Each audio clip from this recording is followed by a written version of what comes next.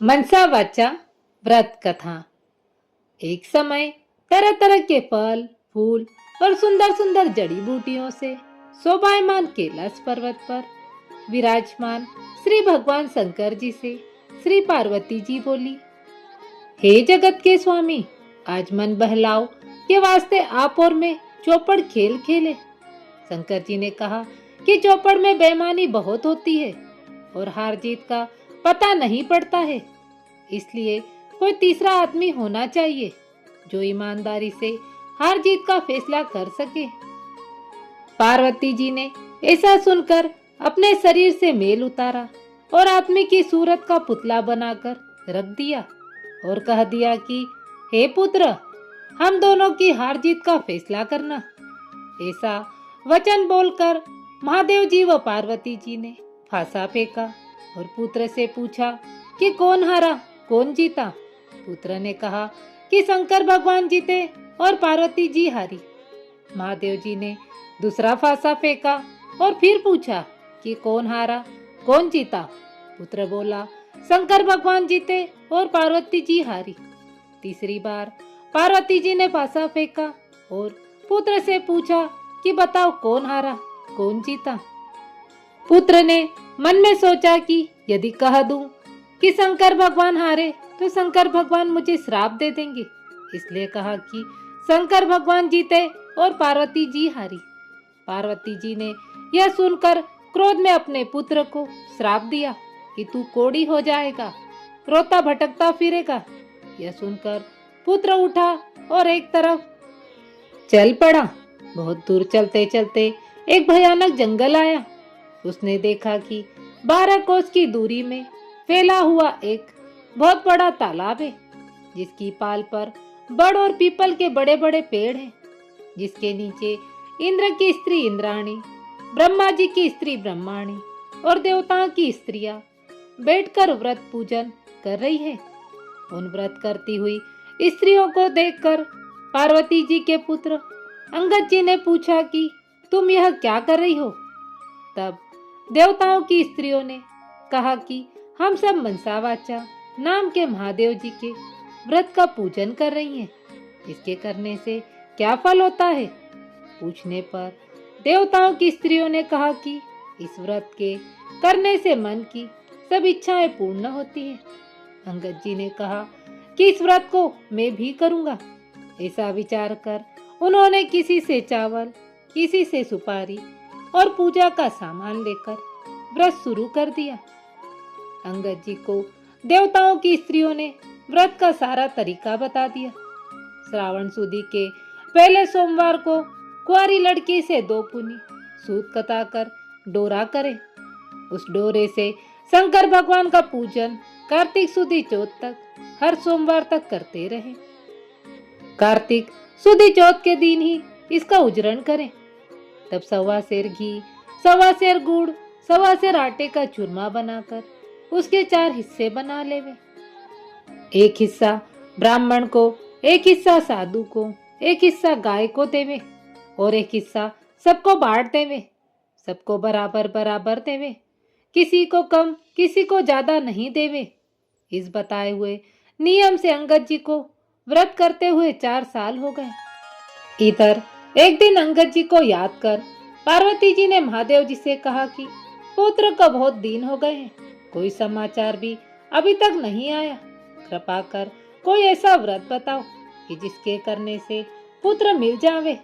तब महादेव जी ने बताया कि श्रावण सुदी के पहले सोमवार को कुंवारी लड़की से 2 पुनी सूत कतावे और उसका डोरा बनाकर गेरू में रंग कर उससे हर सोमवार को महादेव जी की पूजा करे। फिर कार्तिक सुदी चौथ का उसका उजरण करे। उसमें 1.25 सेर घी, 1.25 सेर गुड़, 1.25 सेर आटे का चूरमा बनावे और उसमें से एक भाग राजा हो या गरीब सबको बराबर बराबर बांट देवे। इस तरह से बताए हुए ढंग से पार्वती जी को व्रत करते हुए 4 वर्ष हो गए। उधर एक दिन पुत्र के मन में आया कि माता पिता के पास मिलने जाना चाहिए। व्रत करने से अंगद जी की देह इंसान जैसी सुंदर हो गई थी। अंगद जी माता पार्वती के पास जाकर खड़े हो गए। पुत्र को आया देखकर पार्वती जी हंसने लगी। अंगद जी यह देखकर पीछे हट गए।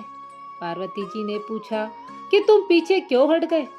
तब पुत्र ने कहा कि मेरे बिना बुलाए आने पर आप हंसी, इसलिए मैं पीछे हट गया। इस पर पार्वती जी ने कहा कि मैं तुम्हारे आने पर नहीं हंसी, मैं तो व्रत के प्रभाव पर हंसी हूँ, क्योंकि तुमसे मिलने के लिए यह मनसावाचा व्रत किया था। तब अंगद जी ने कहा कि मैंने भी यह व्रत किया है। पार्वती जी बोली कि इस व्रत के करने से ही तुम्हारा श्राप मिट गया है। मैंने यह व्रत किया तो तुम मुझे मिल गए। तुम क्या चाहते हो सो कहो। पुत्र बोला, मैं उज्जैन नगरी में राज्य करना चाहता हूँ। यह कहकर वह उज्जैन की तरफ चल पड़ा। उज्जैन पहुंचकर वह राजा रानी से मिला। राजा रानी बूढ़े हो गए थे, उनका कोई पुत्र नहीं था, केवल एक कन्या थी। राजा रानी ने सोचा कि हम बूढ़े हो गए हैं, इसलिए अपनी कन्या का विवाह किसी अच्छे वर के साथ करके सारा राजपाट उसे ही संभालने देवे। ऐसा विचार करके उन्होंने एक स्वयंवर रचा, जिसमें देश विदेश के बड़े बड़े राजकुमार बुलाए गए। स्वयंवर में एक हथिनी को सजाकर राजा ने हथिनी से हाथ जोड़कर कहा कि हे हथिनी देवी, इन सब में जो राज करने का अधिकारी हो और कन्या के लिए श्रेष्ठ वर हो, उसी के गले में यह माला डाल देना। यह कहकर हथिनी की सूंड में वह माला पकड़ा दी।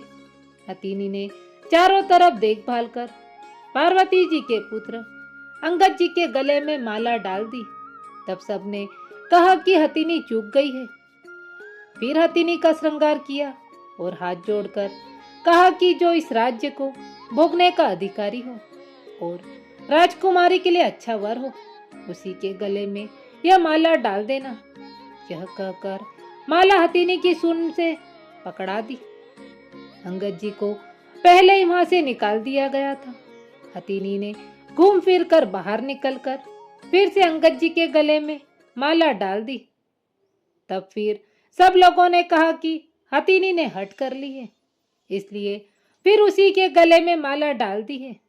ऐसा विचार कर फिर हथिनी को सजाया गया और माला देकर निवेदन किया कि हे गजराज, तू देवता स्वरूप है, सो जो इस राज का मालिक बनकर राज्य भोगने वाला हो और राजकुमारी के लिए श्रेष्ठ वर हो, उसी के गले में यह माला डाल देना। अंगद जी को पहले ही मार पीट कर बाहर निकाल दिया गया था।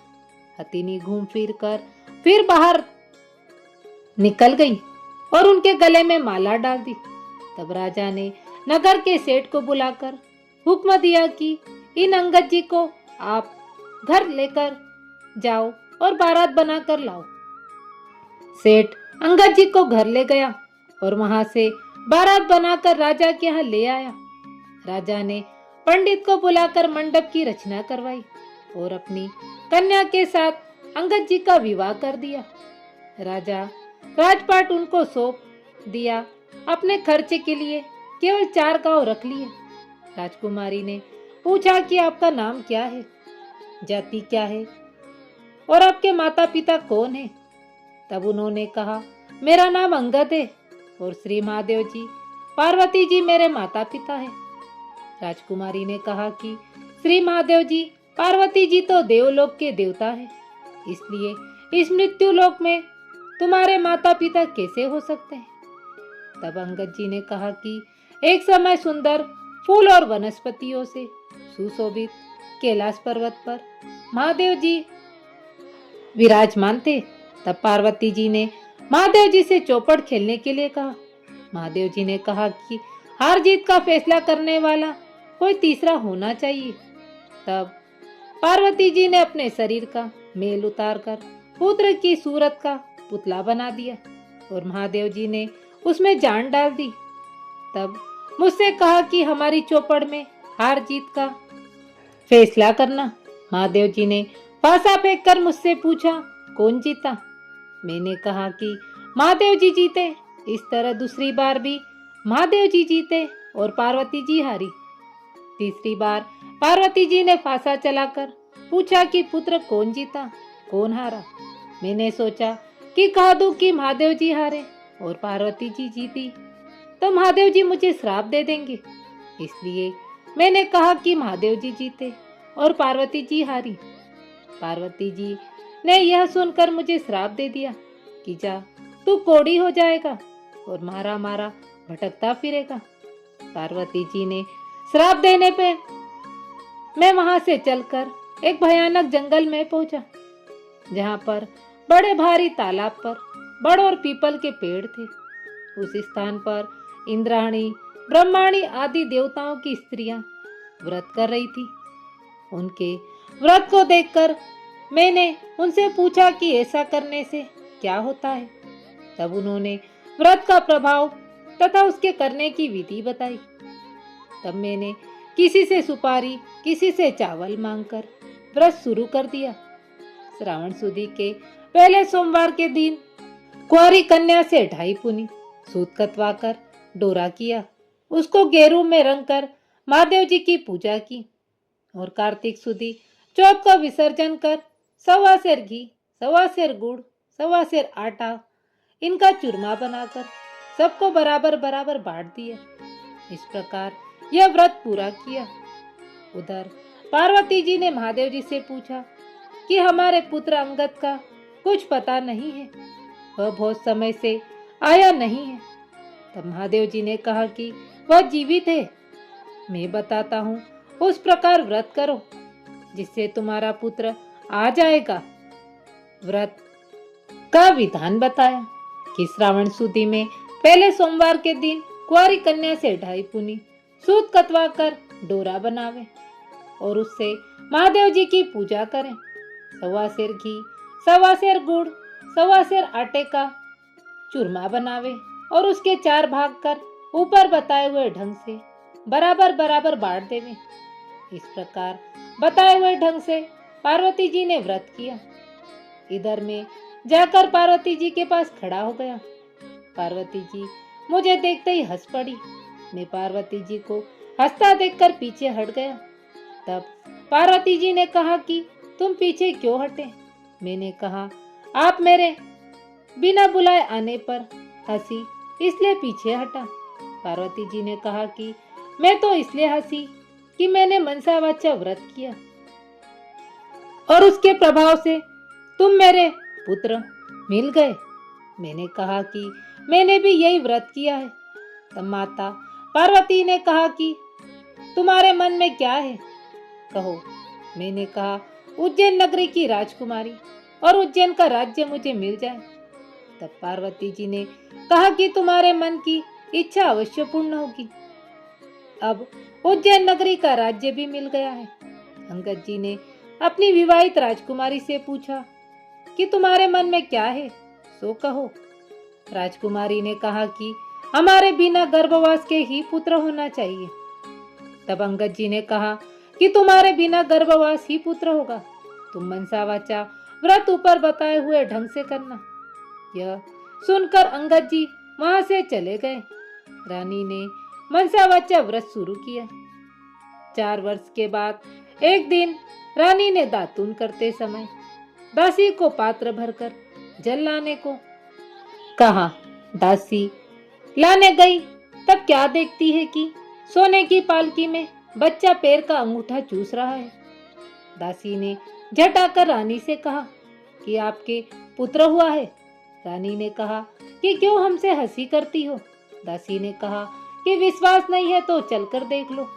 रानी ने जाकर देखा तो सचमुच पालने में बच्चा बैठा पैर का अंगूठा चूस रहा है।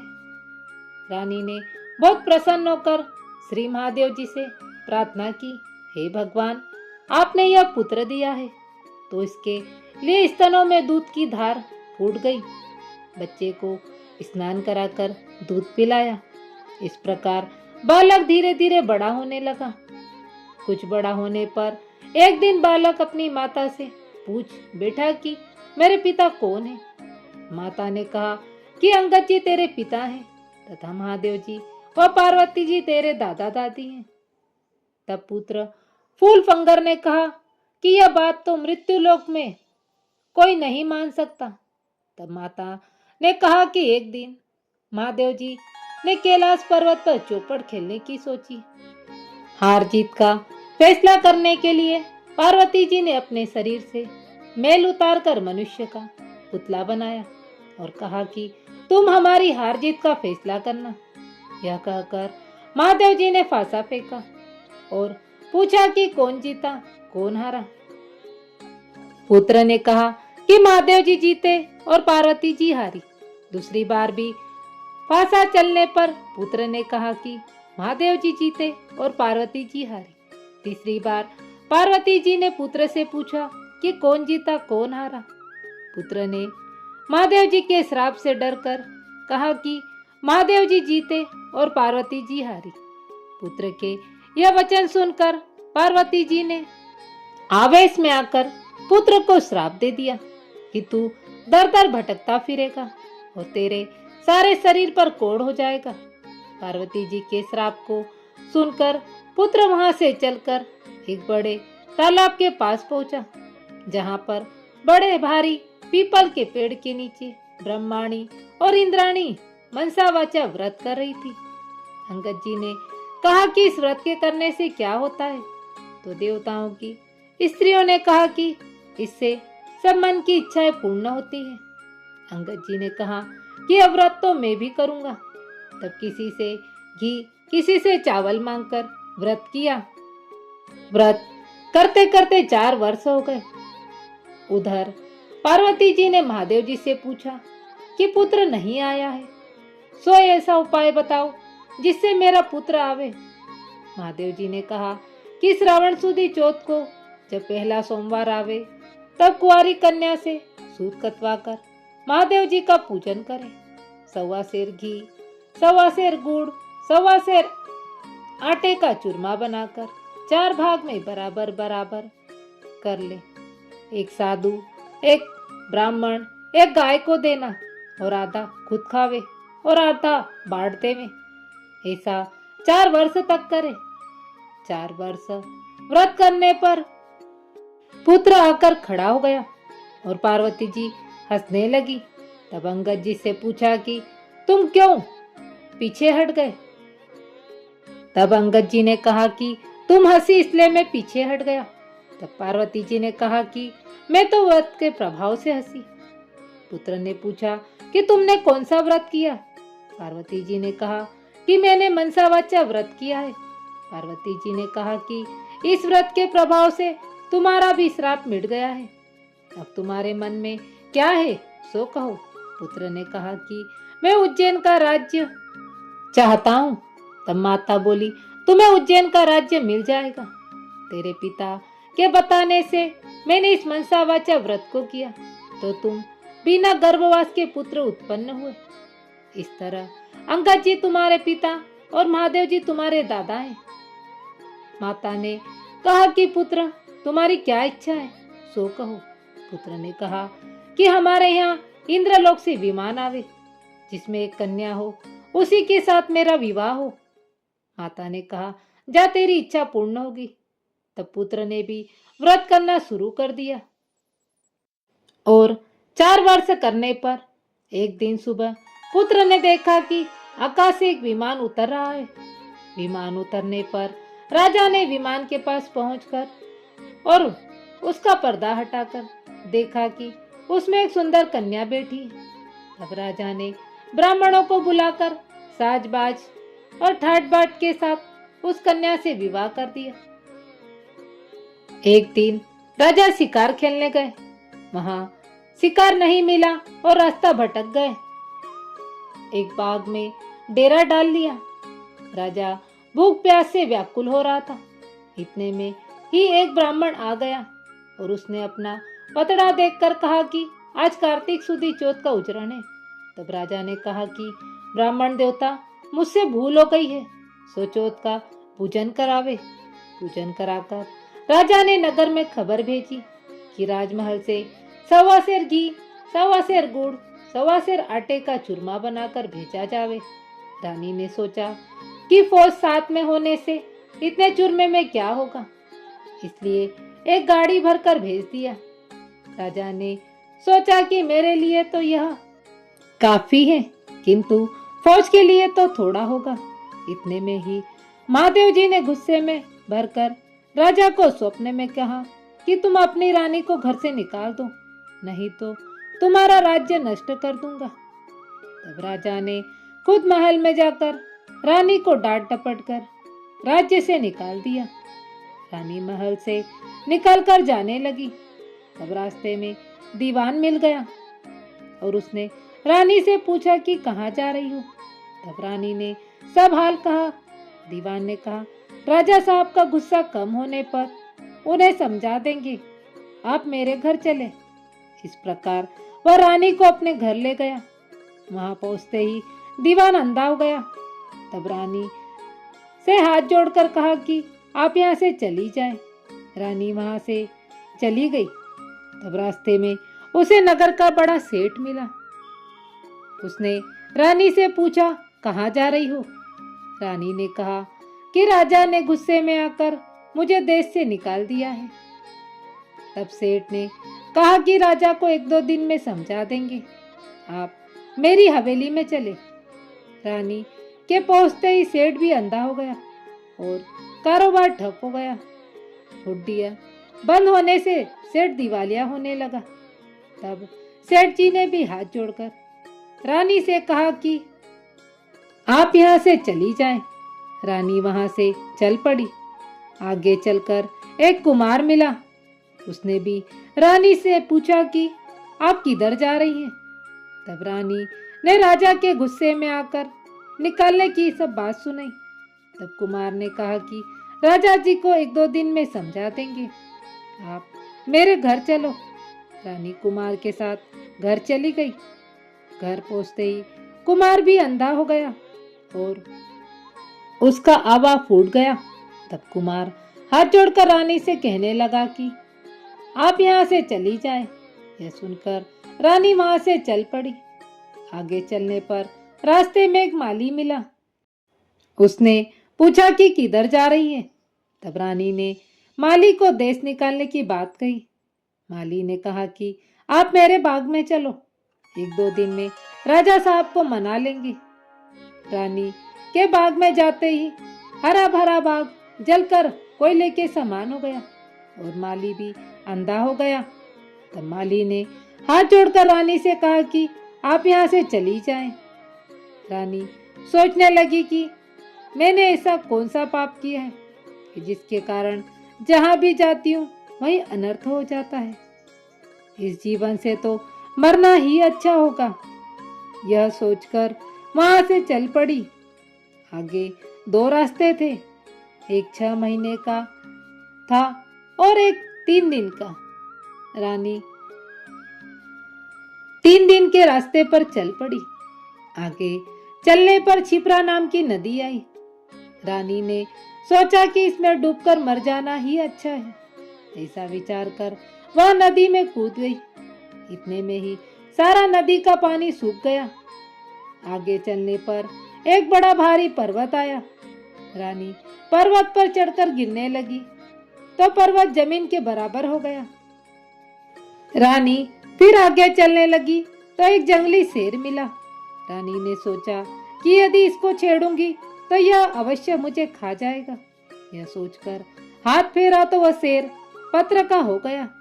रानी फिर आगे चली, अजगर मिला। उसने सोचा इसे मैं छेड़ूंगी तो यह मुझे जरूर खा जाएगा। यह सोचकर अजगर को छेड़ा तो वह भी रस्सी बन गया। यहाँ से फिर आगे चली तो चलते चलते एक बड़ा भारी पीपल का पेड़ आया, जिसके नीचे कुआं था और महादेव जी का मंदिर था। उसमें बैठकर रानी ओम नमः शिवाय मंत्र का पाठ करने लगी। उस दिन कार्तिक सुदी चौथ थी, जिसके उजरण में मंदिर का साधु गांव में गया था। आते समय रास्ते में उसे कुत्ते ने काट खाया। साधु ने सोचा कि मंदिर में कौन ऐसा पापी आ गया है जिससे मुझे कुत्ते ने काट खाया। रानी ने पास आकर साधु ने कहा कि यह डायन कौन बेटी है। तब रानी ने कहा कि मैं डायन नहीं हूँ, मैं एक दुखी स्त्री हूँ। यदि आप मुझे अपनी धर्म बेटी बनाए तो मैं सब अपना हाल आपको बताऊंगी। तब साधु ने कहा कि तुम मेरी धर्म बेटी हो, अपना सारा हाल कहो। रानी ने सब बातें बताती। साधु ने कहा कि आज कार्तिक सुदी चौथ का उजरण है, सो राजा को अधिक नहीं और गरीब को कम नहीं देना चाहिए, इसलिए एक सेर लड्डू बनाया। तब रानी ने विचार किया कि मैंने राजा के कहने पर चूरमा अधिक भेजा था, इसलिए मुझे दुख मिल रहा है। रानी ने साधु से कहा कि इस व्रत को मैं भी करूंगी। साधु ने कहा कि सावन सुदी में पहला सोमवार आए तब इस व्रत की विधि बताऊंगा। कुछ दिन बीतने पर सावन सुदी आई। तब रानी ने साधु को याद दिलाया। साधु ने गांव में जाकर पूजा की सामग्री इकट्ठी की और रानी ने पूजा आरंभ की। सावन के पहले सोमवार के दिन कुंवारी कन्या से ढाई पुनी सूत कतवाया और महादेव जी की पूजा की। कार्तिक सुदी चौथ का उजरण किया। 1.25 सेर घी, 1.25 सेर गुड़, 1.25 सेर आटे का चूरमा किया और उसके 4 भाग कर पहली बताई विधि से बांट दिया। साधु ने कहा कि महादेव जी के सामने ऊंट, हाथी, घोड़ा मिट्टी का बनाकर रख दो और महादेव जी से कहना कि यदि आप प्रसन्न हो तो इन सबको जीवित कर दो। ओम नमः शिवाय का पाठ कर जल का छींटा देना। रानी के ऐसा कहने पर सबके सब जीवित हो गए। रानी ने साधु से कहा कि मुझसे रास्ते में पाप हो गए हैं, उससे छुटकारा पाने का उपाय बताओ। तब साधु ने कहा कि ओम नमः शिवाय के मंत्र जाप से सारे पाप मिट जाते हैं। रानी परिक्रमा कर वहां से चल पड़ी। सबसे पहले तो सर पर रस्सी बन गया था, उसके पास गई और ओम नमः शिवाय मंत्र के जप का बोली कि सर्प को चौगुना शरीर हो जाए। सो यह कहते ही सर्प का चौगुना शरीर हो गया। फिर सिंह मिला। वहां भी रानी ने ओम नमः शिवाय मंत्र का जाप कर कहा कि जो सिंह पत्थर का हो गया था वह अब जीवित होकर चौगुने शरीर वाला बन जाए। ऐसा कहते ही सिंह गरजता हुआ खड़ा होकर जंगल में भाग गया। इसी तरह आगे चलकर पर्वत के सामने गई।